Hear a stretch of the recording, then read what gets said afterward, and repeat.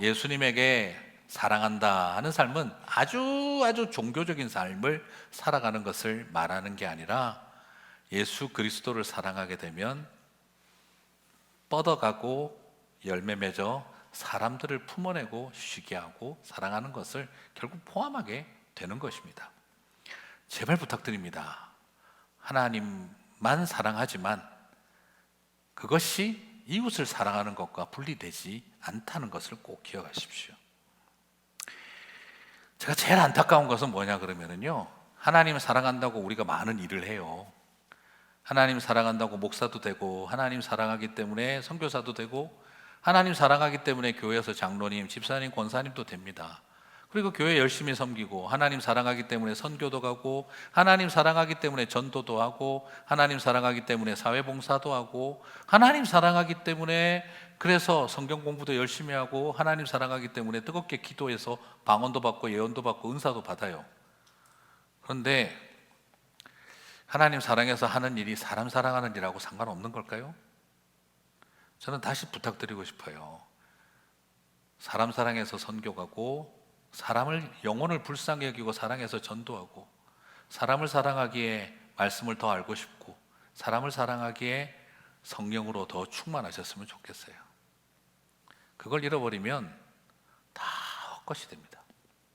제일 안타까운 게 바로 뭐냐면, 복음을 외치고 진리를 가르치고 선교를 말하고 예배를 중요하게 여기고 말씀을 말하고 은사를 가르치고 구제를 말하고 전도를 강조하시는 분들이 사랑 없이 자기 열정으로 하고 사랑 없이 종교적인 활동으로 해버리고 나면 남는 것은 다 헛것입니다. 여러분, 우리 교회에서도 다양할 수 있죠, 그죠? 우리 교회 안에도 나는 말씀의 신학이 중요하다, 나는 성령의 신학, 은사가 중요하다, 나는 사회봉사가 중요하다, 영성이 중요하다, 이런 것들로 생각이 다양한 사람들이 다 모여 있습니다. 뭐가 더 중요한 걸까요? 정말 우리는 뭐가 더 제일 중요하고 가장 교회의 본질적인 걸까요? 선교 많이 하는 교회가 더 본질적일까요? 아니다, 전도를 많이 하는 교회가 더 본질적일까요? 아니면 우리는 말씀 중심으로 가는 교회가 더 본질적일까요? 아니면 성령 충만하고 불받고 은혜 받는 것이 더 본질적인 걸까요? 우리는 어떤 게 더 본질적인 교회의 모습이라고 말할 수 있는 걸까요? 그래서 이거 안 하면 틀린 거고 저거 하면 틀린 거고 이렇게 해야만 맞는 거고 이렇게 강조해서 본질을 찾는 게 맞는 걸까요? 사랑하는 성도 여러분, 저는 그렇게 말씀드리고 싶습니다. 예수님의 가장 큰 본질은 사랑입니다. 뭘 선택했느냐에 달려있는 것이 아니라 사랑으로 했느냐는 것이죠. 사랑의 본질로 나아가기 시작을 하면 무엇을 하나 우리는 수용하고 용납하고 사랑하고 함께 할 수 있습니다. 사랑이 없는 다양성은 분열이지만 사랑이 있으면 전혀 다른 생각을 가진 사람들도 조화를 이루고 하모니를 이루는 것입니다. 색깔이 같아서 하모니를 이룬다고 말하지 않습니다. 색깔이 다르지만 사랑이 있으면 하모니를 이루는 것입니다. 그것이 오늘 우리에게 주어져 있는 중요한 부분입니다. 사랑의 본질로 여러분 풍성하면은요, 9명이 틀렸다고 하는 일을 한 사람이 다를 뿐이다라고 말을 해도요, 용납할 수 있어요. 다르다고 말하는 걸. 그러나 사랑이 없으면 본질을 잃으면 9명이 다르다고 하는데 그거를 틀렸다며 혼자서 9명을 내칠 수도 있는 게 사랑을 잃어버리면 생기는 일입니다. 오늘 우리에게 굉장히 중요한 부분입니다. 사랑의 본질을 붙들면 다르다와 틀렸다가 극복할 수 있습니다. 그러나 사랑의 본질을 잃어버리면 다르다와 틀렸다도 완전히 다른 것과 틀린 것으로 쪼개져 버립니다. 저는 이것이 오늘날 우리가 다시 고민하고 붙들어야 될 부분이라고 생각을 해요. 고린도전서 13장 1절에서 3절을 보게 되면 내가 사람의 방언과 천사의 말을 할지라도 사랑이 없으면 소리나는 구리와 울리는 꽹과리가 되고 내가 예언하는 능력이 있어 모든 비밀과 지식을 알고 또 산을 옮길 만한 모든 믿음이 있을지라도, 같이 읽겠습니다. 사랑이 없으면 내가 아무것도 아니요 내가 내게 있는 모든 것으로 구제하고 또 내 몸을 불사르게 내줄지라도, 같이 읽겠습니다. 사랑이 없으면 내게 아무 유익이 없느니라. 고린도 교회의 갈등이었던 방언이 더 중요하냐, 예언이 더 중요하냐 논쟁에서 결국 바울은 무엇이 더 중요하다고 말한 겁니까? 사랑 없는 예언, 사랑 없는 방언은 그것은 아무 유익도 없고 의미가 없다 이거죠. 그러나 사랑이 있으면 방언도 유익하고 예언도 유익한 겁니다. 여러분 오해하지 마세요. 모든 은사 중에 사랑의 은사가 제일 중요하다는 말은 방언도 치우고 예언도 치우라는 말이 아니에요. 방언하려면 사랑으로 하고 예언하려면 사랑으로 하라는 거예요. 사랑 없이 하는 방언과 사랑 없이 하는 예언이 문제인 거지, 예언과 방언이 문제라고 말하고 싶은 게 바울의 의도가 아니다 이 말입니다. 다른 은사는 다 접어버리고 사랑만 해라 이 말이 아니고요, 뭘 하든지 사랑으로 하십시오, 이게 사랑의 은사가 제일이라는 말입니다. 사람을 불쌍히 여기고 사랑하지 않으면서, 형제를 귀하게 여기고 존중하지 않으면서 은사를 자랑하고 예언을 자랑하는 게 아무 의미가 없다 이 말입니다. 말씀을 바울에게 배웠냐, 게바에게 배웠냐, 아볼로에게 배웠냐, 고린도 교회가 끊임없이 갈등했던 예수파냐, 그걸 가지고 갈등하고 있던 그들에게 바울에게도 배우지 말고 게바에게도 배우지 말고 아볼로에게도 배우지 마라 이걸 말하고 있는 게 아니라, 그대들이 바울파가 되든 게바파가 되든 아볼로파가 되든 예수파가 되든 사랑으로 하십시오 이 말인 겁니다. 병주파도 있으면 좋겠습니다만 그러나 뭘 하느냐가 중요한 게 아니라 사랑으로 하지 않으면 아무 의미가 없다는 것입니다. 오늘날 한국에, 미국에 장로교가 있고 감리교가 있고 침례교가 있어서 문제가 아니라 사랑 없는 장로교, 사랑 없는 감리교, 사랑 없는 침례교, 그게 문제인 겁니다. 사랑을 잃어버렸기 때문에 아볼로파와 게바파가 문제가 많아지는 것입니다. 오늘 저와 여러분이 다시 한번 돌아보는 중요한, 왜 사랑을 은사로 가르쳤느냐, 사랑 없는 은사 좀 그만하십시오 이 말인 것이죠. 사랑이 있으면 더 중요한 것도 덜 중요한 것도 없이 모두 소중합니다. 하지만 사랑이 없으면 중요한 것도 무의미해집니다. 지금 바울이 말하는 것은 그겁니다. 그래서 사랑 없는 방언을 들으니 내 귀에는 울리는 꽹과리 소리인 것이고, 사랑 없는 예언을 들으니 헛것이구나 라고 말하고 있는 것이죠. 예언이 헛것이 아니라, 방언이 꽹과리가 아니라 사랑 잃은 것들이 다 헛것이다 이 말인 것입니다. 사랑 없는, 형제를 사랑하지 않고 이웃들을 사랑하지 않는 전도와 선교, 그렇게 하지 않는 사회봉사, 그렇게 하지 않는 성령 충만, 그렇게 하지 않는 말씀 충만, 그것이 다 시끄럽다 이 말인 것입니다. 바울이 도전했던 이 말씀, 이 도전입니다. 저는 신앙생활에 많은 밸런스를 강조하는 거지만요, 밸런스라고 해서 다 괜찮은 거 아닙니다. 저 사람 참 밸런스를 잘 이루고 있다, 저분은 말씀의 신학과 성령의 신학이 밸런스를 잘 이루고 있네, 저분은 방언과 예언이 균형을 잘 이루고 있네, 저분은 영성과 사회봉사 참여가 균형을 잘 이루고 있네, 저분은 신학 공부와 선교적인 사명이 밸런스를 잘 이루고 있네, 아주 훌륭하다. 아닙니다. 사랑 없는 밸런스는 균형을 잃은 것입니다.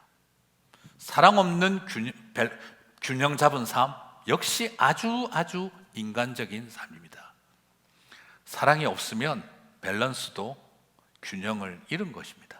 오늘 그것을 사도 바울은 우리들에게 도전하고 있는 것입니다. 에베소 교회를 향한 계시록의 말씀을 기억합니다. 계시록 2장 2절에서 4절, 내가 내 행위와 수고와 내 인내를 알고 또 악한 자들을 용납하지 아니한 것과 자칭 사도라 하되 아닌 자들을 시험하여 그의 거짓된 것을 네가 드러낸 것과 또 네가 참고 내 이름을 위하여 견디고 게으르지 아니한 것을 아노라. 같이 읽겠습니다.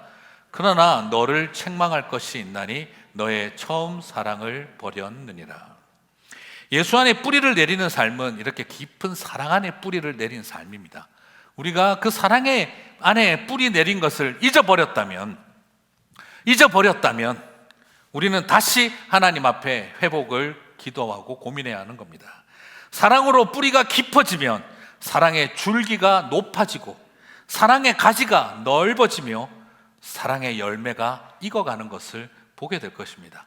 오늘 저와 여러분에게 그 마음이 우리 가운데 일어나게 되시기를 주님의 이름으로 축복합니다. 세 번째로, 그러면 예수 안에 뿌리 내리는 삶은 무엇인가? 저는 그것을 교회 공동체 안에 뿌리 내리는 삶이라고 말씀드리고 싶습니다. 왜냐하면 예수님이 머리가 되시고 그 몸된 곳이 교회이죠. 그래서 사도 바울은 아주 독특한 표현을 썼죠. 주님의 몸된 교회. 왜 주님의 몸된 교회라고 했을까? 바울이 교회를 파괴하러 갈 때 주님에게 음성을 들었죠. 네가 핍박하는 교회의 예수라. 그때부터 바울은 주님의 몸된 교회라고 교회를 그렇게 불렀죠. 머리 대신 예수님으로 함께 지어진 교회. 그러므로 예수님에게 뿌리 내린다는 말은 곧 어디에 뿌리를 내린 겁니까? 교회에 뿌리를 내린 삶과 같다는 겁니다. 많은 분들이요, 목사님 첫 번째, 두 번째까지는 하겠습니다. 내가 예수의 뿌리 내린 삶, 예수님의 사랑에 뿌리 내린 삶을 살겠습니다. 근데 하기 싫은 게 뭔지 아세요? 교회에 뿌리 내린 삶은 no 하시는 분들이 요즘 들어서 갈수록 늘고 있습니다. 요즘 목사님들도 교회에 뿌리 내린 거 싫다라고 하는 목사님들, 제가 제 주변에 최소한, 우리 교회 말고 제 주변에 최소한 5명 이상은 있습니다. 내가 목사지만 교회는 절대 안 간다 하시는 분들도 제 주변에 한 5명이 있습니다. 문제는 친하다는 거죠. 네. 그 심정을 공감합니다. 충분히 이해합니다. 왜냐하면 저도 처음 제가 고등학교 때 나갔던 그 교회가 제가 신학교를 가고도 목사한테 질렸고, 장로, 권사, 집사, 교회 직분자들에게 제가 완전히 질렸던 데가 제가 처음 나간 교회였습니다. 질리게 하는 목사님을 보고 나니까 두 가지 생각이 들더라고요. 내가 목사는 절대 안 한다 하는 생각과 까짓 거 목사 해버리지 뭐 하는 생각이 나더라고요. 질리게 하는 장로님, 집사님, 권사님들을 보고 나니까 내가 앞으로 교회에 있으면 직분자는 절대 안 한다는 생각이 나고, 그다음 두 번째, 그냥 장로 해버리지 뭐 이 생각이 나더라고요. 무슨 말일까요? 내가 해도 님들보단 잘하겠다 이 생각이 들더라 이 말입니다. 교만이 확 올라오고 꼴도 보기 싫기도 하고, 한편으로는 더 시커먼 생각이 들어오기도 하더라고요. 그때 저는 마음이 상해서 그냥 내 신앙의 뿌리는 교회는 내릴 곳이 아니다라고 생각을 했어요. 나는 예수님에게만 뿌리 내리고, 나는 사랑하는 삶에만 뿌리 내리지, 난 교회는 내 뿌리 안 내린다, 그런 마음을 먹고, 그때 신학생들하고 주변에 있는 친구들 이리저리 만나가지고 교회에서 뿌리 뽑은 신앙인들의 모임, 요즘으로 말하니까 가나안이죠. Unchurched believers, 그런 자리에 그렇게 들어갔던 거죠. 같이 모여서 그런 모임을 했습니다. 그때 우리가 볼 때 제일 불쌍한 사람이, 교회 가서 아침부터 열심히 봉사하는 사람, 교회에서 뜨겁게 열심히 찬양하는 사람, 그 다음 세 번째 교회 가서 열심히 헌금하는 사람들, 제일 불쌍해 보이더라고요. 그래서 늘 앉아가지고 그런 분들만 만나면 다 쓸데없는 짓을 합니다. 예수 안에 뿌리 내리세요, 교회에 뿌리 내리지 말고. 사랑에 뿌리 내리세요, 교회에 뿌리 내리지 말고. 그러면서 고래하는 기독지성인의 모습을 마음껏 풍미하고 산다고 생각을 했습니다. 그러면서 여러 이야기들도 하고 여러 생각들 하면서, 제가 그때 제 능력이 뭐였냐, 전도는 안 돼도 시험 들기는 확실하게 할 수 있다, 그런 은사를 받았구나라고 스스로 느낄 수 있는 소위 그런 자리에 있었죠. 그리고 그때 한번 도메인도스를 따봤다가 하지는 실행에 옮기지 못했던 고신 출신 신학생이 만든 안티 기독교 사이트, 그거 운영하면 대박 날 건데 100만 명은 모을 수 있겠다, 그런 생각 들던, 시도하지는 못했지만 그런 생각이 들 정도로 마음이 참 힘들었었습니다. 그래서 뭔가 해보고 싶기도 했지만 아무것도 할 수 없었던 참 어정쩡했던 자리. 책만 꺼내서 들면 이문열의 사람의 아들, 그리고 그 연극도 나오면 가서 다 보고, 그리고 돌아와서 또 같이 앉아서 이런저런 이야기하며 왜 교회는 뿌리 내릴 곳이 아닌가를 많이 생각을 그랬던 마음, 말 그대로 그랬습니다. 저는 믿음과 소망은 사람에게도 없고 그랬던 삶이었던 거죠. 믿음과 소망은 하나님에게 둬야 되는데 사람은 사랑의 대상으로만 봤어야 하는 건데 그 당시에는 깨닫지 못하고 그렇게 살았던 때였습니다.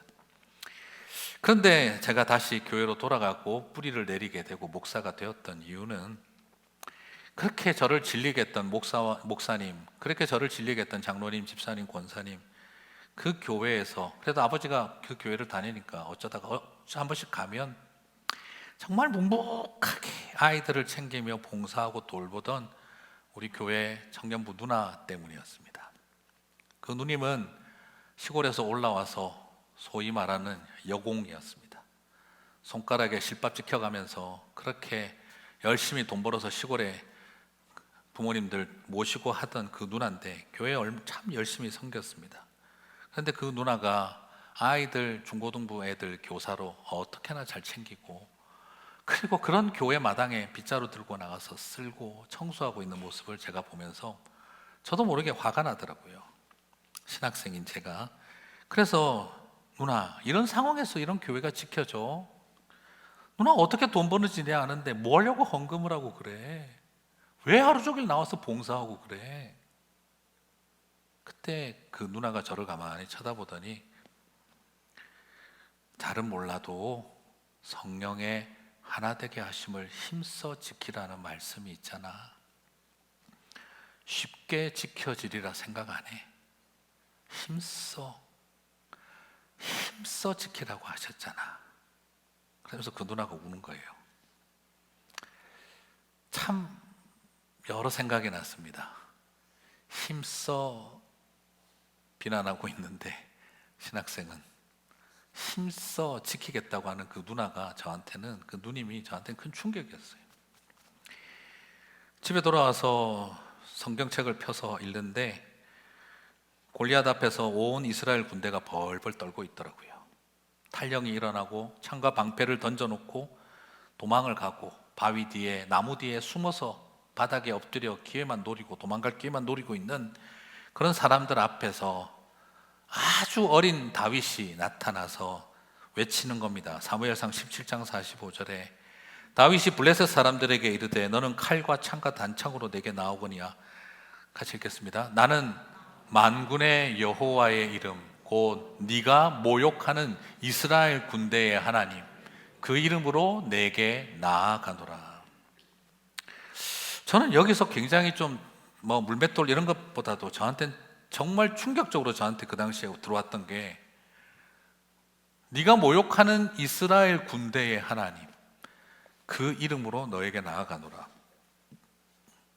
네가 모욕하는 이스라엘 군대의 하나님. 솔직히 이런 군대의 하나님 되고 싶으시겠습니까? 하나님이? 하나님의 군대가 이런 오합지졸의 지리멸멸한 당나라 군대 같은 이런 상황인 것을 하나님 과연 받아들일 수 있으실까요? 저는 그때 그랬거든요.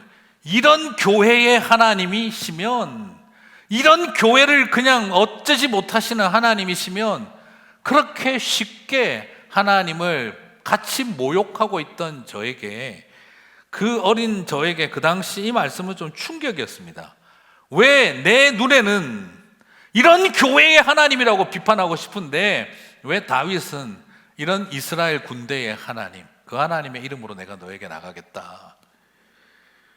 그리고 나서 일어나는 일이 무엇입니까? 그 못난 사울 왕 밑에서 그렇게 지리멸멸하고 오합지졸 같은 이스라엘 군대가 골리앗 앞에 모욕을 당해도 탈령이나 할 생각만 하고 있던 그런 이스라엘 군대가 골리앗을 다윗이 쓰러뜨리고 나니까 어떻게 되죠?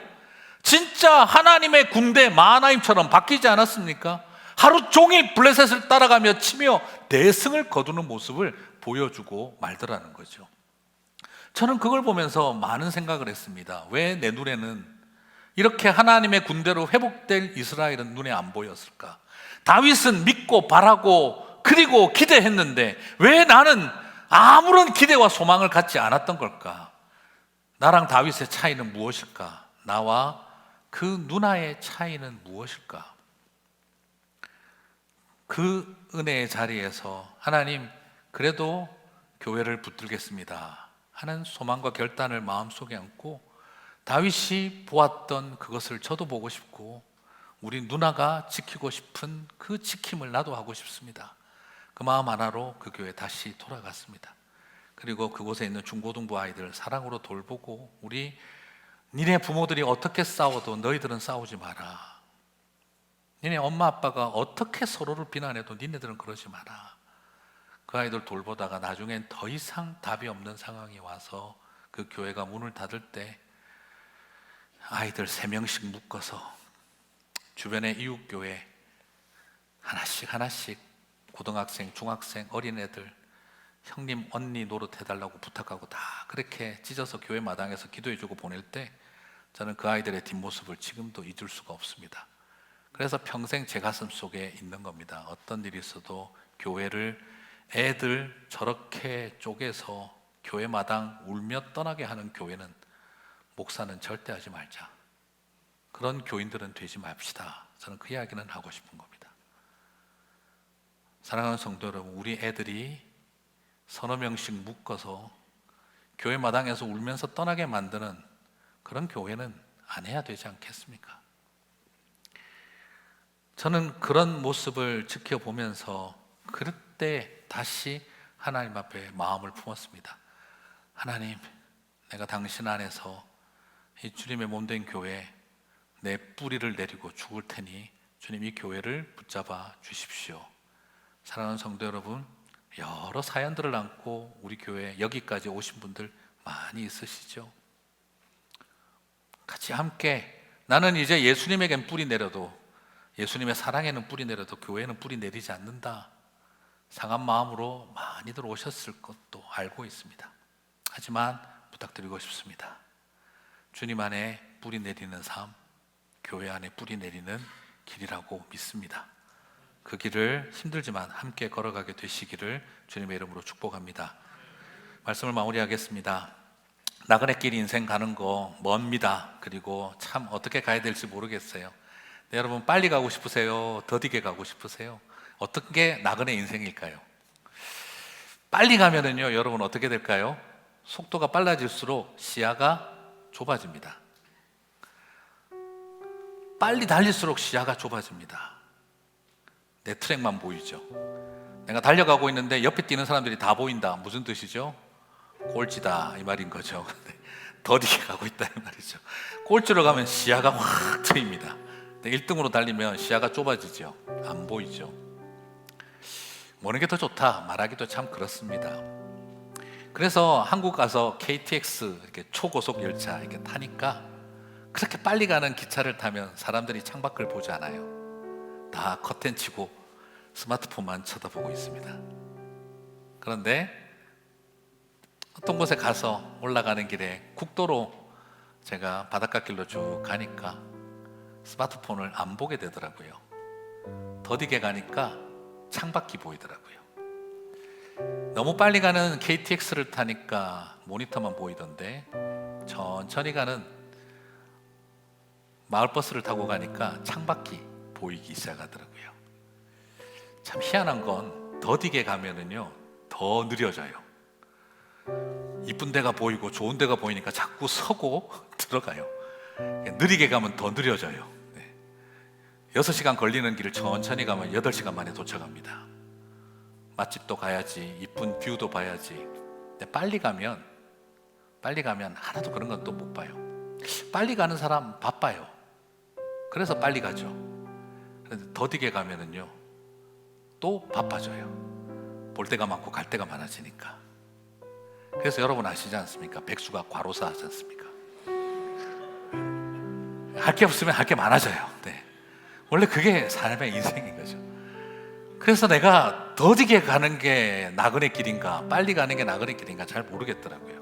어차피 가야 할 먼 길, 빨리 가야 됩니까 주님? 더디게 가야 됩니까? 뭐 이런 생각을 하고 있는데 빨리 가나 더디 가나 그게 중요하지 않다 하는 거죠. 박상곤님의 상상력 발전소라고 하는 그 보면 이런 내용이 나와요. 거기 하나의 답이 있는 것 같아요. 영국의 광고 회사가 엄청나게 큰 상금을 걸고 스코틀랜드의 그 에딘버러에서 영국의 런던까지 어떻게 하면 가장 빠른 시간에 갈 수 있는지 방법을 묻는 퀴즈를 했어요. 우리가 그 동네 안 살아봐서 잘 모르지만 이 스코틀랜드하고 영국 그 에딘버러와 런던 사이는 뭐 엄청 복잡해요 이게. 어떻게 가는 게 더 빠른지 좀 애매해요 이게. 그래서 그 퀴즈를 내자 사람들이 막 한 공학한다는 사람들이 막 열심히 계산해가지고 답을 보냈습니다. 비행기가 제일 빠르다. 웃기는 소리 하지 마라. 기차를 타고 가다가 어느 역에 내려서 버스를 타고 가야 제일 빠르다. 아니다, 그거보다 새벽 몇 시에 몇 마일로 쏘면 더 빨리 도착한다. 대단한 그 친구들이 다 그걸 계산해가지고 다 올렸는데요, 결국 누가 1등 했는 줄 아세요? 답은 1등은 사랑하는 사람과 함께 간다. 그게 1등이었어요. 이래서 공대에 나오신 공학자들이 열받는 겁니다. 이게 내가 열심히 계산해가지고 답을 냈는데 꼭 인문학 한 것들이 막판에 1등을 해버려요. 이게 계산도 안 하고 앉아갖고 쓱 있다가 줄 한 줄 쓴 것들이 꼭 1등을 하거든요. 그래서 이 공학자들이 열받는 이유 중에 하나가, 나는 뼈 빠지게 계산했는데 그냥 앉아가지고 있다가 그냥 사랑하는 사람과 함께 간다, 이게 1등 해버렸으니까 얼마나 열받겠어요. 근데 참 그 말이 운치에 와닿아요. 그렇죠. 사랑하는 사람과 함께 가면 가까운 길도 풍성하고 먼 길도 멀지 않아요. 느리게 가도 빨리 가고 빨리 가도 느리게 가고, 그것이 사랑하는 사람과 함께 가는 길이다. 그러면 에딘버러에서 런던까지 가장 빨리 갈 수 있다. 우리가 어차피 걸어가는 이 나그네 인생, 또 우리의 디아스포라의 길, 빨리 갑시다, 느리게 갑시다, 먼 길 갑시다, 이런 이야기보다 그냥 그렇게 말씀드리고 싶어요. 우리를 사랑하시는 주님의 사랑, 그걸 알고 사랑하며 갑시다. 예수님 사랑하고 가고, 형제를 사랑하고, 자매를 사랑하고, 이웃을 사랑하고 간다면 먼 길도 가까울 것이고, 느린 길도 빠를 것이고, 빠른 길도 더 풍성할 것이고, 가까운 것도 행복하지 않겠습니까? 사랑하는 성도 여러분, 우리 그렇게 사랑으로 풍성한 나그네 길, 먼 길, 더디더라도 빨리 가는 그 길이 되는 저와 여러분 되시기를 주님의 이름으로 축복합니다.